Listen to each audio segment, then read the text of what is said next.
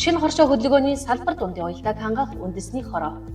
Та бүхэн хоршоод санхүүгийн тайлангааг хэрхэн илгээх талаар товч мэдээллийг танилцуулъя.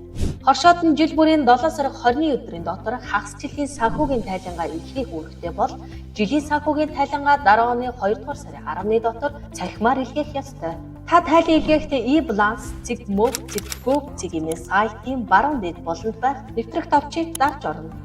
Хэрэв та бүртгэл үүсгээгүй бол тухайн сайтын бүртгүүлэх хэсэгт шаардлагатай мэдээллээ бөглөж бүртгэл үүсгэнэ. Та шинээр бүртгүүлэхдээ өөрийн хувийн мэдээллээ бөглөх шаардлагатай. Та e-balance системд өөрийн эсвэл хоршооныхоо улсын бүртгүүлийн дугаараар нэвтэрч орно. Нууц үг хэсэгт тухайн системд бүртгэл үүсгэхэд танд олгосон нууц үгийг ашиглана. E-balance системд нэвтэрч орсны дараа баруун доод буланд байх байгууллага холбох гэсэн товчийг дарж тайлан илгээх эрх үүснэ. Санхүүгийн тайлангийн бүтэц. Санхүүгийн байдлын тайлан буюу баланс.